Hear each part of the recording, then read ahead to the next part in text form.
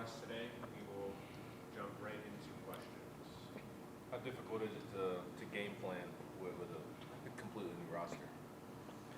It's different for sure. I think early in the year, because film is so much more limited than it is, after you played 6, 7 games, it's always tough. Especially, it's not even the fact that it's early in the season and game planning off less games. It's a playing a team that has a completely new roster, where you're either having clips from 1 or 2 games that they played, or you're pulling clips from the previous school that they played at, right? So we've had to do that, these first 3 outings that we've had.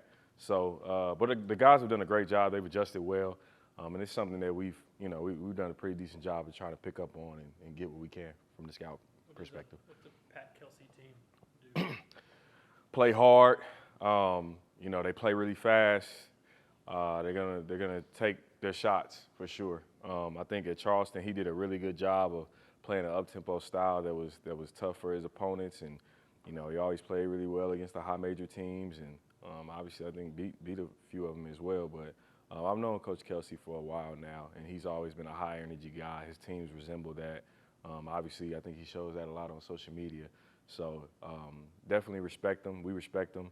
We think it's going to be a great game for us. We were happy we were able to get this home and home on the schedule, especially with a prestigious program like Louisville. So we're looking forward to it. I was going to follow up on that, Coach. A storied program like Louisville and a SEC team like Tennessee, having an early season game like this, what does it mean? Yeah, I think us as coaches, we're basketball coaches, but a lot of times, like, we grew up fans of the game as well. So Louisville is a program that's always been, it's a proud program. Like, I was in college in 2013, and I went to school in Kentucky, obviously, Lindsey Wilson, and they won a national championship in 2013. So, Russ Smith has been up here doing his work with the Vols Club and his bourbon company, and he's been in the gym and working out, and Russ Smith was a legend in Louisville, you know what I mean? So Louisville's a proud basketball program. We're excited to, like I said, excited to have that home and home. I think it's going to be a great opportunity for us. I think it's great for the sport, honestly, having a home and home with 2 programs like this. And it's something that, we look forward to being a really good outing for us. Obviously, hope we come out on top. But it's going to be a good, like I said, a good game for the sport, all in all. What can you take away from facing a guy like Chucky Hepburn that you faced last year into this year when he's in a new system, if anything at all? Well, you respect what he's done over his college career. You respect who he is as a player. Chucky's always been productive. We, I think 2 years ago when we were at Battle for Atlantis, Chucky was obviously at Wisconsin, and they were in Battle for Atlantis. And we got to watch him there, and I remember talking about how good I thought he was, and how productive he was. And then obviously to play him last year, now to play him in a different jersey this year, regardless if he's in a new system or not, we still know the player. And as a player, like, he's a really good player. He's seasoned. He's a veteran. He knows how to run a team. He knows where to get the ball, where it's supposed to be. He makes big shots. He's a strong, sturdy guard. So we'll definitely have our hands full with Chucky. He's a good player. Coach, when you watch film with the guys, what were just like 1 or 2 points of emphasis that you really wanted to make progress on from game 1 to game 2? Honestly, you really want to get better at everything. As far as our game 1, we definitely want to rebound the ball better. We feel like we have a team that should be a good rebounding team. And we've been able to resemble that, but it just goes to your mindset and your 1-2. I think when you go into games like this, especially on the road, the message has just kind of been like, look, we are who we are. We're going to be a team that's banded together. We're going to take our culture on the road, as we've always done, but the message to them always is when we go on the road, and we said it for years, you got to have your brother's back. And how you have his back is you do your job every single possession. Because the possessions where we don't do our job, it could be costly for us, and it could be the reason that we win or lose a game. So I think that the point of emphasis as we move forward each game is to get better, and obviously not just at the things that we didn't do well the game before, but to get better at everything that we work on every day in practice. What did you like about Cade's performance on Monday? Yeah, I think Cade is kind of like that Swiss Army knife of energy that we bring off the bench that can guard multiple guys, that can do a lot of different things offensively. The game just needs to keep slowing down for him offensively, and him making the right reads and, playing out of short rows and playing in his DHO game. He's got to keep on getting better at that. But defensively, man, he changes the game. He adds some athleticism around the rim that's obviously hard to cover. Like the lob he caught, it looks pretty regular for him, but that's probably a play that I think the 1% of college basketball can make. You know, he makes it look simple, but that's how athletic and quick twitch he is, and obviously his wingspan and length is huge for us. Are Stone and Bishop possibly available for this game? Is there an update on those guys? I think the same update as before. Still kind of trying to work through things, get them guys back, but trying to let them do it at their own speed. I know that both of them are really trying to get back as soon as possible, but we just trying to be supportive of them, get them back in a timely manner. Where are Felix and JP health-wise compared to Monday? You know, banged up, but getting through it. You know, they had a really good practice, both of them, really good practice yesterday.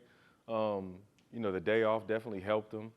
You know, I honestly, man, like, those two guys, it's kind of a blessing and a curse that they go against each other every day because, I mean, they're physical. They both go at each other. They both compete really hard.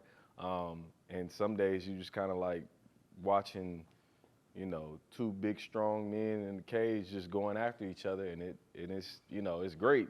We're helping them for the next game, but you kind of hope that they can dial it down some, but that's just not how they play. So they're both getting back, you know, to feeling a little bit regular. Like I just talked to JP. He's like, yeah, I'm a little sore, but I'm feeling good though. I'm ready to go. So they're both really excited, ready to play this weekend. How much have you seen Igor grow the last 2 weeks with the scrimmage to the exhibition to the opener?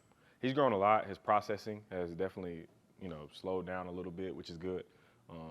He's still showing that versatility. You know, I think the biggest thing, you know, he took 1-3 last game, and I think all of us as a staff would love for him to take a few more because we definitely think he's a big-time shooter. That's one of the best things that I think he brings at that position for us with his size. You know, his rebounding was pretty good. I think that he's definitely starting to figure out what he needs to do for this team. And I think the biggest thing is, like, our guards are figuring out how to play with him as well, how to help him be more effective, how he can help them be more effective. And then, you know, defensively is something that he's continually working on every day, but he's actually gotten better. I thought last game he did a lot better of a job defensively. And, you know, he's going to have to carry it over this weekend for sure. Don't feel like Felix and JP can get back to 100% health-wise while still playing every game? I think so. You know, I think as basketball players, man, when, you know, I tell guys all the time, especially when they're freshmen, like the days of you feeling good before every game are over. Like that just never happens again. That's whether you're in college, the NBA, whatever level of basketball, you never feel 100% before every single game. Do you feel like you're at a rate where you're extremely functional and you feel like you can pop up and go dunk and jump and run? Like, yeah, you feel like that. But do you just feel like your body is, you know, no bumps, no bruises? I feel completely fine, like I'm fresh out of bed. No, you don't ever feel like that. And with those guys and how hard they play and the physical demand that we ask for and what they ask for themselves, it's just tough. Like, and they're not going to do that. But I think with all of the guys, we talk about them taking care of their bodies, coming back at night, getting in the cold tub.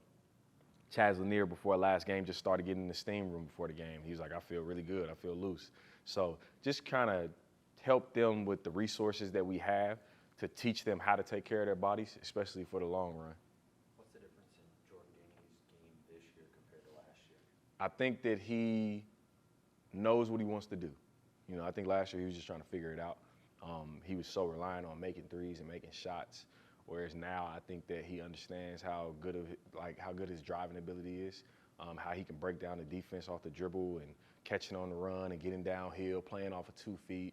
He's a lot more sure of himself offensively, which is great. Defensively, he's still, you know, a ball hawk. He still gets after the ball, gets a lot of deflections. Excuse me.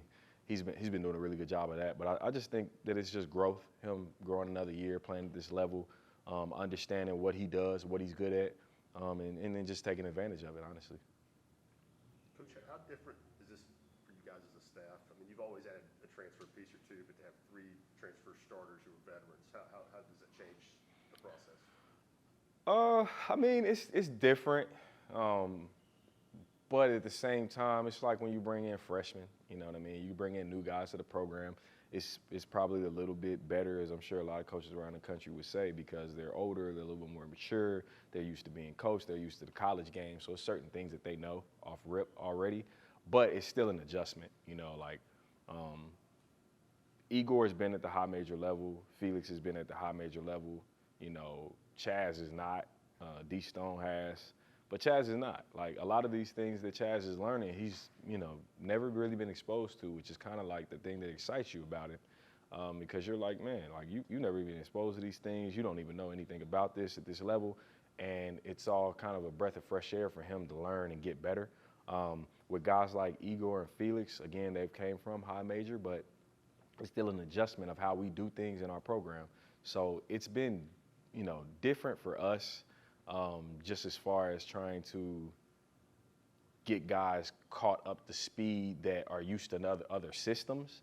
But at the same time, it's no different than bringing in a freshman that has to, you know, learn what you do and how you play. It's just they come from another system, so it's kind of a transitional period that they go through.